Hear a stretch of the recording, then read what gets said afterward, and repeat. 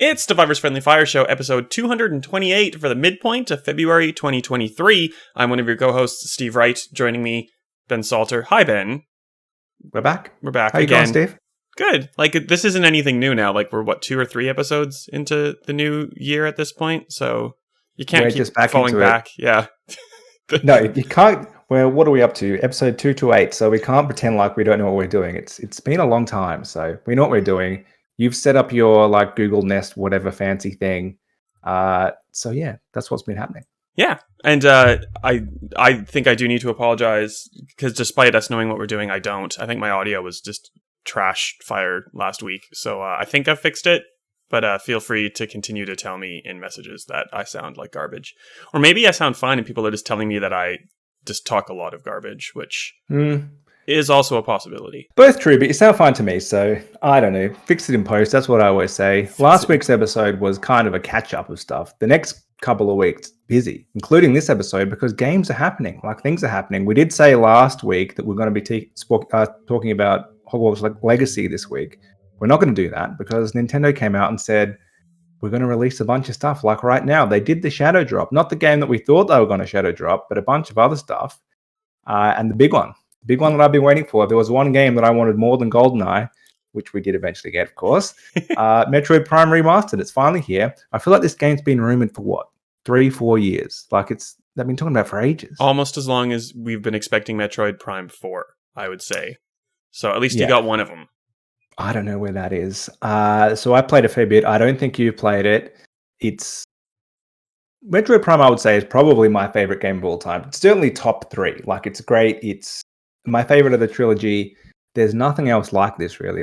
They kind of came out in the early 2000s. They turned a 2D series into a great 3D game, and then they released 3 of them, and they kind of just stopped. And no one's really copied this formula. I kind of see threads of it in Control, but it's quite different. That's obviously a third-person game.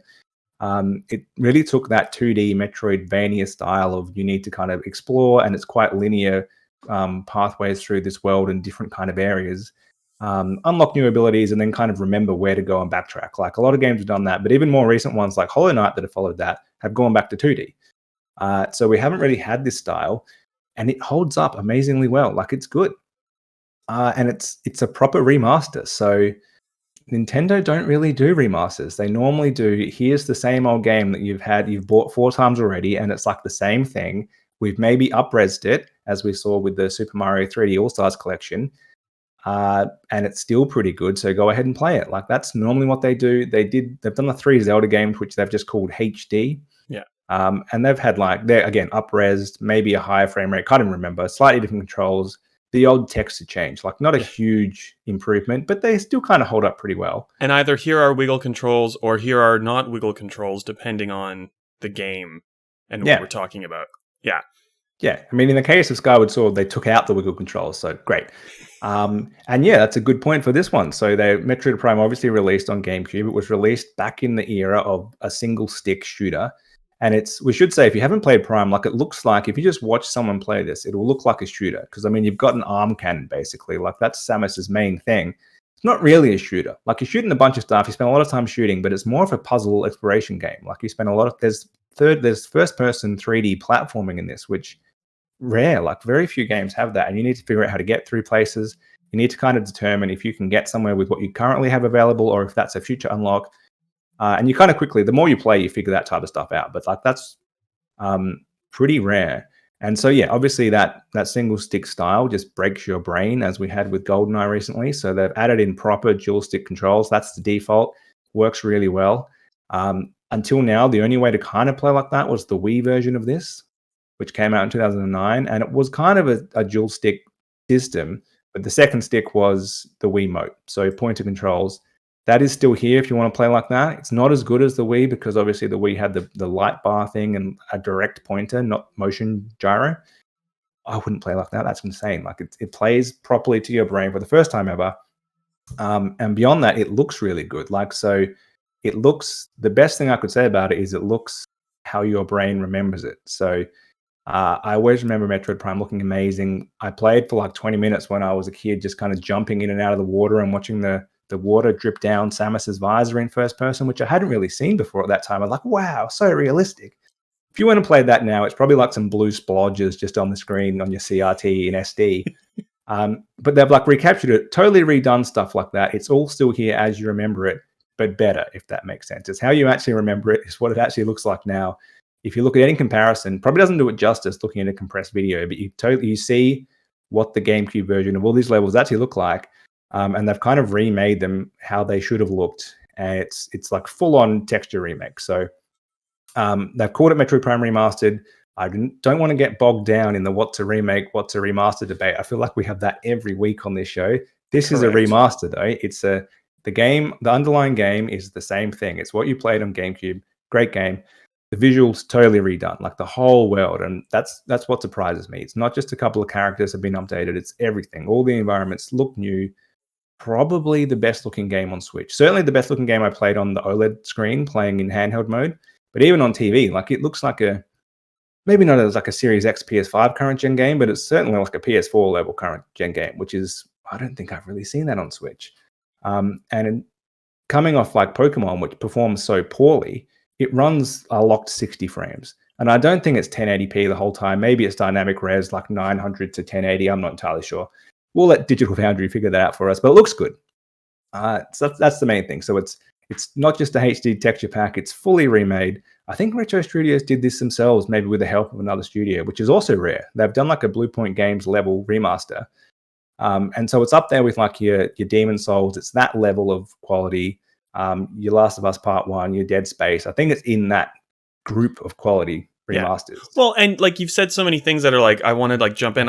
This is the Ben show when we're talking about Metroid Prime. Sorry, I know nothing about Metroid Prime, but like we've talked about The Last of Us, which, 3 versions in the last 10 years on platforms that you can readily have in your hand in terms of backwards compatibility, not in terms of like going out and having to find a PS3. Same thing with Dead Space. That's 2008 to 2023. So there's more. I can't do math in my head, but like it looks the same in my head until you look at it side by side and it doesn't. But like, do you want to spend the 110 for this one, or do you want to spend the 15 on backwards compatibility for the first one? This is a little bit more difficult because it's an old GameCube game. I think it came out on the Wii in Japan. No, it came out on the Wii in a trilogy, which was only released on disc for like 2 months or like 4 months or something. So it was one of those things. It was kind of like the All-Stars collection, but actually rare. So it was all 3 games with motion controls added to the first 2. And it skyrocketed to be like $300 like in 2009, like the year after it came out. Not until they released it on the Wii U eShop for like $20 was it actually accessible. So, and you can't get that as of next month. So they've made it accessible again. And this isn't $110 game anyway. What did it set you back? I can't remember. $60. So it's half the price of all those games we've just discussed. I've seen some people complain, mainly Americans, saying American US 40, like outrageous, how dare they? But it's like a full-on proper remaster. It's not just a up-res skin. And so if you're they're saying that because originally it was rumored to be the full trilogy, and that's probably the only thing. It would be great to get the other 2 games, and I think we probably will. At least Metroid Prime 2, if this sells. 3 is kind of a different kettle of fish because it was made for motion pointing, so it would take maybe a bit more work to get that up to a normal control scheme. 2 is probably the one less people have played anyway, so hopefully that does come. But like, we didn't complain about Dead Space 1 on its own. Like, they didn't do a Dead Space 1, 2, 3 trilogy remaster. They've done it. They're doing it game by game. So I don't see why you'd think it's any different. Maybe because the Mass Effect trilogy came as one package, but that had less work done than this. Like, and those games were newer and they held up a bit more. That's more like the remaster we were just talking about, which is a few sectors here and there and up-resed and runs a bit better. Still good. I'm happy with that level remaster. But this is that full-on Demon Souls level. It's almost like the Tony Hawk games as well. Like, something is almost that era, like quite old and just fully remade. So I think $60 is very reasonable. And I'm surprised because Nintendo, they can charge what they want. Well, exactly. And like, are they charging more for the Zelda game? That's what, if you were seeing me on the video looking down, that was me trying to like frantically like go on my phone. Because I know there was news about, like Zelda games going to the, what would it, I guess, be $110 mark in Australia, if true, like the 70 US. Did that pan out in the end? I can't remember. So it's $90. So most Switch games are $80. So we're talking recommended retail, not what you can actually pay on cart. Let's just talk every game if you're buying it digital from the store. So it's $90 in Australia. That's what Breath of the Wild was as well. So for some reason, Nintendo said their 2 Zelda games cost $10 more than everything else. That's just how it's been all generation. Turns out, I thought everyone got this deal. That so I assume Switch games were like maybe $50 in the US, but they've been 60 the whole time. So for some reason, we've been getting Switch games at $80 instead of the usual 100 or now 110. I think that will happen next generation. It should happen next generation. I understand that development is increasing in cost and the amount of time it takes to make something is probably getting a little bit higher. But the Switch is 6 years old. Don't bump up prices now. Wait till you announce the Switch Pro or whatever the heck is coming out. Sorry, I cut you off. That is true. But yeah. But as I say, Breath of the Wild was $90 6 years ago. So they've kind of just matched that for the sequels, at least in Australia. America, I don't know why. We just seem to have a more expensive Zelda game here. I think because it was on Wii U as well, and Wii U games were 100, so they kind of went, well, Switch games are 80, Wii U games were 100, let's just put Zelda, which is on both, in the middle, and they've just matched that for the sequel. Yeah, whatever. Like, people complain a lot. I suppose if they're going to rip into Nintendo for $70 for a Zelda game at the end of the life of the console, 40 US for a remaster of a great game, and Nintendo's first actual proper remaster should be applauded. But of course, that's not what people on Twitter and NeoGAF and those type of places are like. So they just want to complain about everything. If you haven't played Metroid Prime, I would definitely play it. By far the best version. Now it's accessible. You can buy it today digitally. You can buy it in about a month physical. And that's the big thing, like Shadow Drop. I don't think I've said the word Shadow Drop ever, really, before like the last couple of weeks. And between you and I, just even on like in this format, we said Shadow Drop like 7 million times. It's so exciting and weird. What's going on? Is this going to be a normal thing? Is this like a common thing now? Are you getting one of these every week? Have Nintendo, Sony, and Microsoft like huddled up to like make us all super excited with all these like, not intentionally, but for the sake of this joke, like, are they like lining all these up for us? So we're just having a really good 2023? It's great. Like, you don't have that time to overthink these things.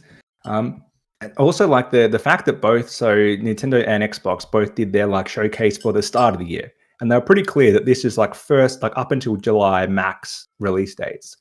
And so they both released the game same day as the showcase. Like, it makes sense when some people kind of like, we knew about most of the other games in the directs. Like, we knew about Pikmin 4, but it finally got a date. We knew about Advance Wars, which has been out for 8. Well, obviously some underlying things behind that, but we've known about it for a while. That's coming out pretty soon now. And there weren't that many surprises until Prime, of course. But like they're pretty clear about that, as was Xbox, as I'm sure Sony will be in their next state of play. And I wonder if they'll delay to try to see, hang on, can we Shadow Drop anything? Because like Hi-Fi Rush has reviewed really well and it's top charts. I'm sure Metroid Prime probably is not a fact-based show at the top of the eShop by now. Like, it's an effective way to do these things, especially for these smaller games. And Nintendo's shown they're willing to do it with a retail game as well. Like they've said, digital's out today, retail will follow in about a month, which kind of changes things. Like, that means anything could Shadow Drop. Yeah. Well, so we've seen one from Nintendo, we've seen one from Microsoft. What do you think? Not that Sony has to do this, but what do you think Sony could Shadow Drop? Oh, see, the thing is that the two that we got, we didn't really have any visibility that they were coming. It wasn't like it was a game that we knew about, which they were like, is out today. Hi-Fi Rush got announced and it was released. Metroid Prime was rumored for so long, but almost to the point that we kind of assume that's just those insiders, and there are so many dodgy Nintendo insiders who just make shit up. We kind of just put it down. Like, it seemed like it was legit, and it made sense, but that's normally when you assume that's not going to happen because Nintendo. Yeah. So like, that wasn't leaked at all. So I think it would be something we would have no idea about. And I wonder if, like, Sony until now has been the king of the remasters. Like, they use Bluepoint amazingly well. Would they go like here's a Bloodborne remastered and it's out today type of situation? That's what everyone wants. So maybe, hopefully. Yeah, and it's something that would be an easy one in that it's something which is already available. Here's a better version of it. Of course, they'd probably charge $125 rather than $60. So different situation. If they did a Nintendo and they released it as a budget game, that would be amazing. That would seal the deal. Yeah. So like, I put you on the spot, so sorry about that for one. Two, your answer is correct. Like, it's probably not going to be something that we know is in the works.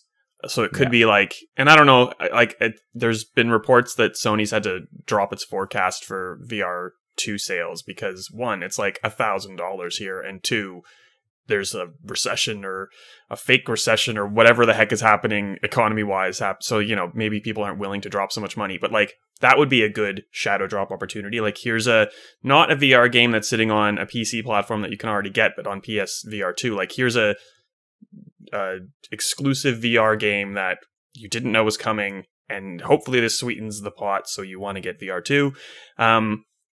Maybe, and I'm reaching here, like that Last of Us Factions just kind of gets like it's ready. Have fun, which would play into all the Last of Us stuff that Sony is doing, which ties into the HBO show, of course, which would be great and would be picked up like hotcakes. That doesn't even make sense, but you get what I mean. So those are options, or something completely I would like to see something more in the vein of like I'd like a remaster Nintendo style, but I'd like to see something more in the vein of we let a studio do something like completely left of field from what they're known for doing, and here's the end result. Like it wasn't just like a little internal project for fun. Like it was made, it's awesome, and here you go. Now you can play it. That'd be cool. Ideally on like PlayStation Plus, but that's not going to happen. More like a Hi-Fi Rush, which essentially was that.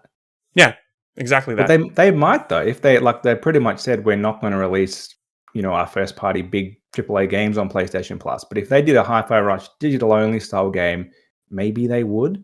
I don't think they've entirely ruled out smaller games launching on there. Yeah, the reason that they didn't, that's like the justification, wasn't it? Like you're not getting God of War Ragnarok because this is a premium title. We've put way too much money into it to justify a subscription release. But that is an absolute valid stance to take. But if you're not putting that much kind of investment into something from a small subset of a studio or something, then you're still being true to your word, but also being able to do something different. Yeah, and I suppose so. We've had one game which is in Game Pass or was like $40, and we've had another game which is a remaster at $60, so pretty reasonably priced. I don't think you can shadow drop a $125 game. Like it's just that needs the bigger marketing push behind it.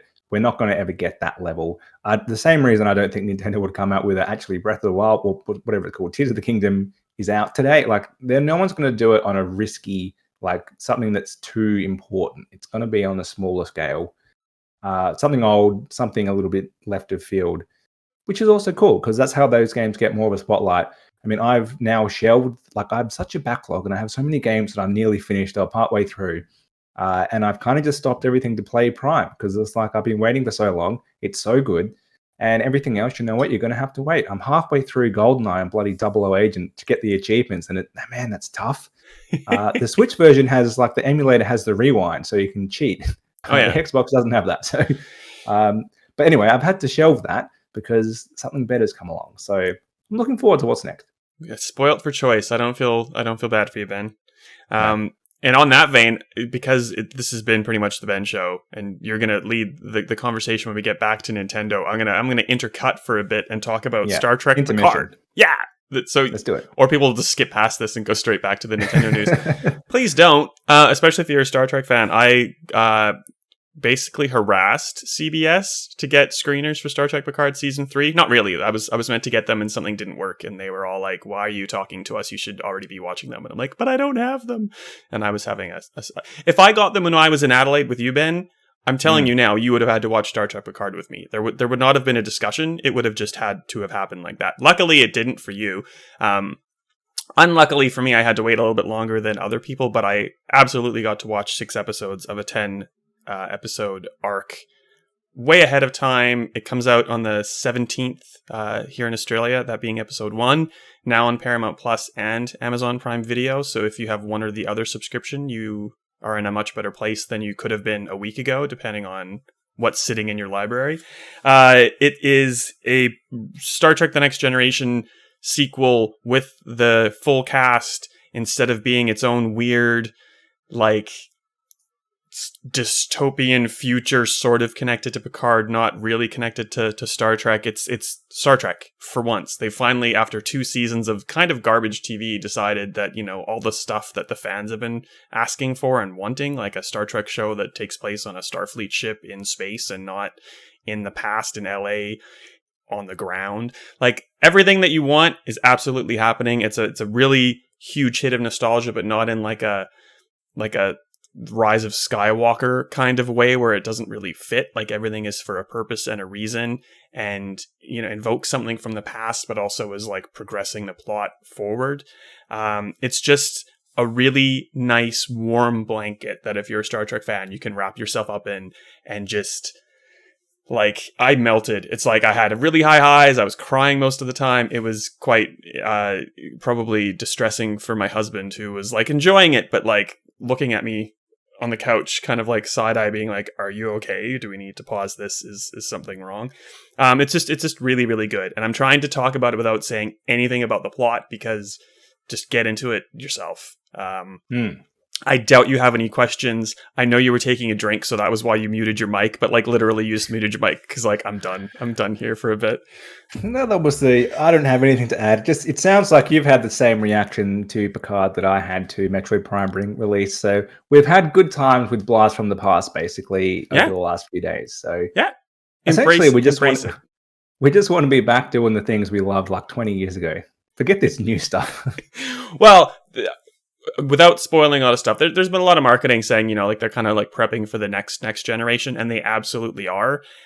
There's all this. I don't know how much Star Trek news you know. I know the answer to that question. You know nothing.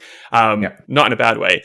But Michelle Yeoh was on Discovery. You know, she's Michelle Yeoh. She's potentially going to win an Oscar for Everything Everywhere All at Once. Is that right? Yes.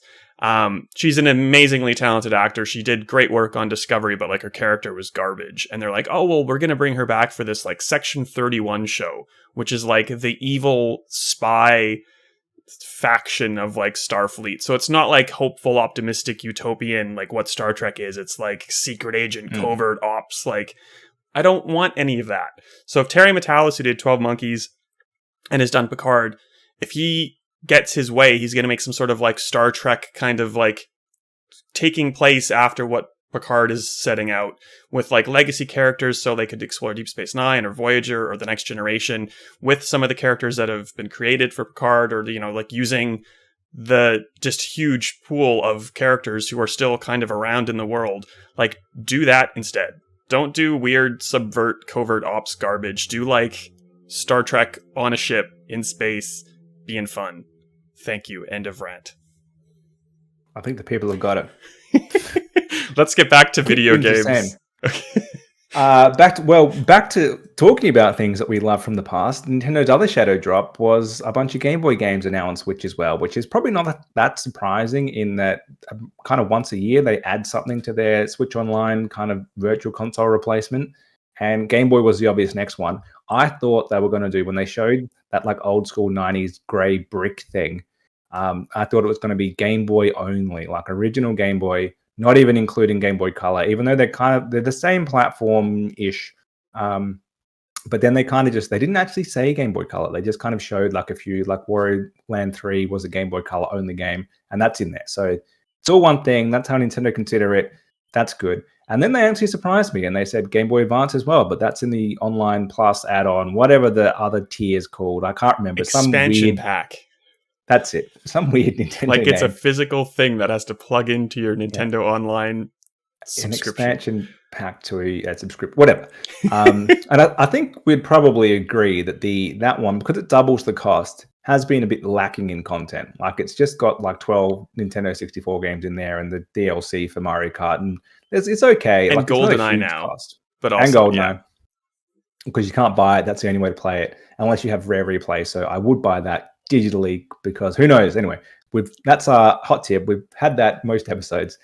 So yes, we've got a bunch of new Game Boy games.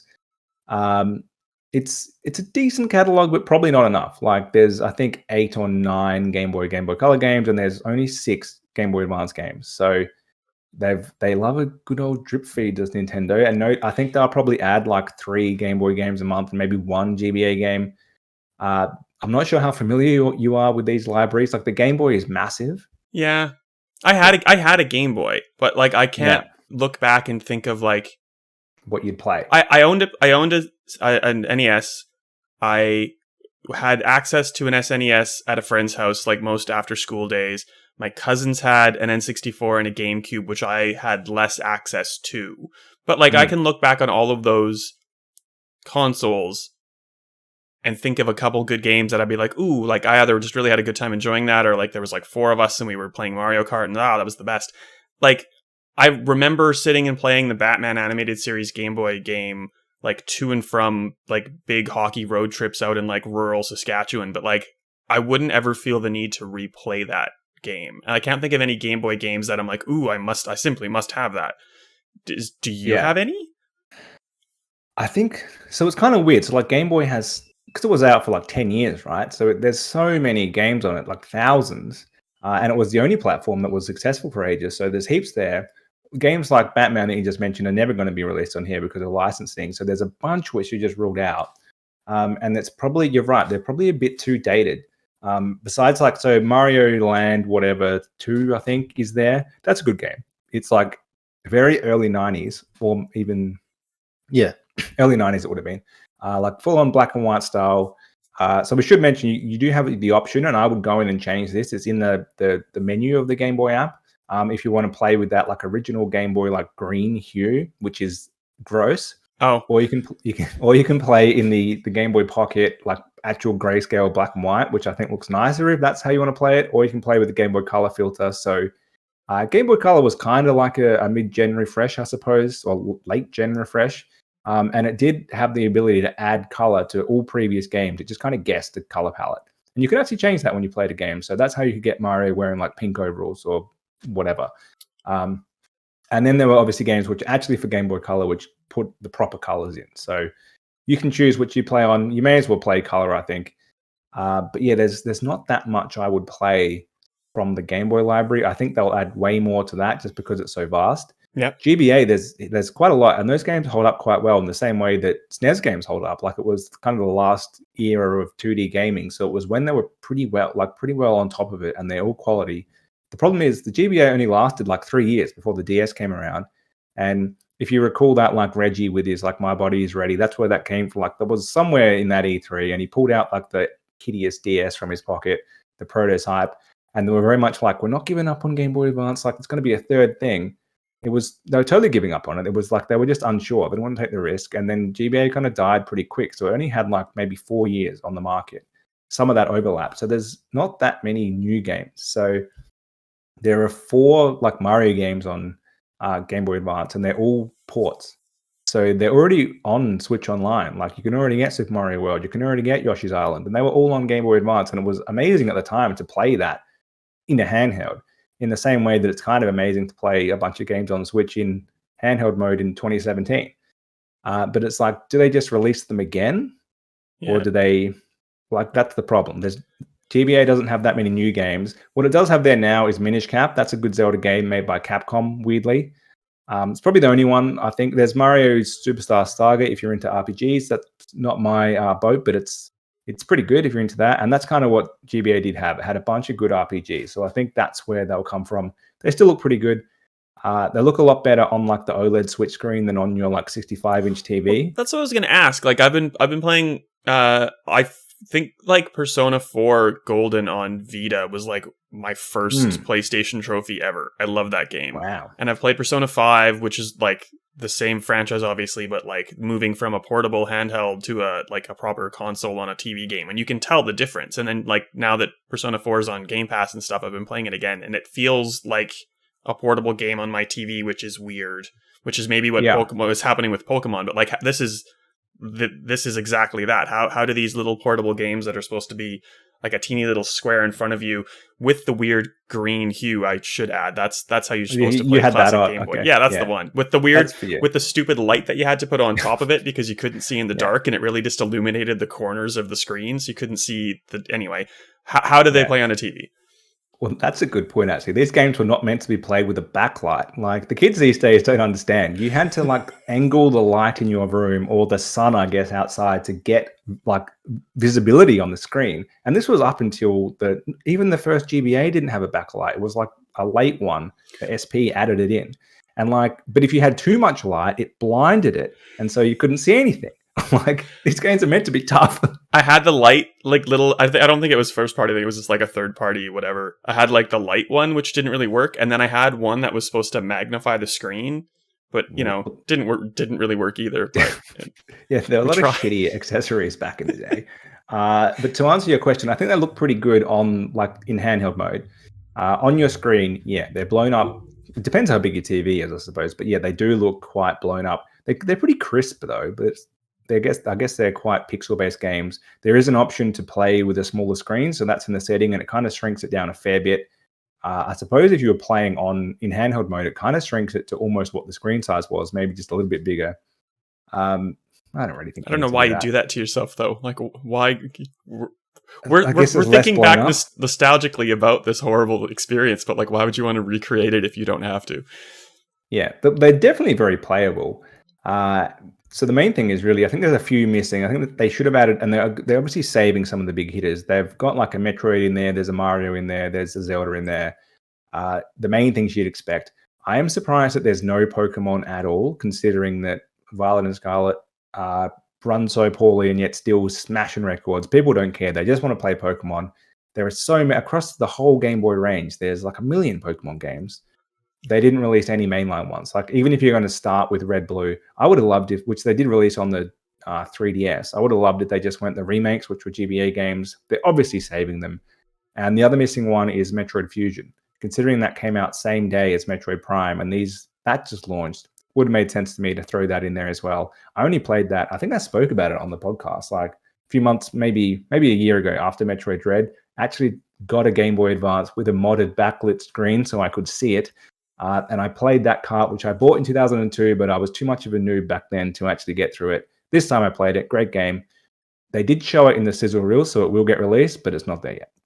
Well, that makes more sense. I don't think any of the Pokemon games are going to come. One, because I don't think they're going to be a huge draw card in terms of getting people to get Nintendo Switch online. I think it's more still going to be the NES and SNES and like N64 and GameCube. Do they do GameCube now? Like those? No. Okay, well, maybe GameCube's going to be the next reason that you need to get the expansion pack. But I think with Pokemon, they're more interested in kind of like re-releasing those as newer games kind of thing. Yeah. Like the Capcoms of the world saying like, oh yeah, you could go and play Resident Evil, but you shouldn't because it's, like the control scheme doesn't work and we've evolved since then. So here's like a new one. And they've almost done that with like Pokemon Let's Go. Like, isn't that kind of the closest to redoing Blue and Red and all that? That was based on, like Yellow, I think. So that's true. But I mean, so they already remade Red and Blue as Red and Green on Game Boy Advance. Like, that was almost 20 years ago. So yeah. They've never released that game. That would be good to see. I think they will release something at some point. I think they will drip feed it over years because I think people will play them, maybe sign up for them. Like, Pokemon just has this weird love. People love to go back to the old ones. I mean, I bought them when they came out on 3DS. They were like $10 or something. Played them for 5 minutes and then thought, oh, this is too old. I'm not going to play this.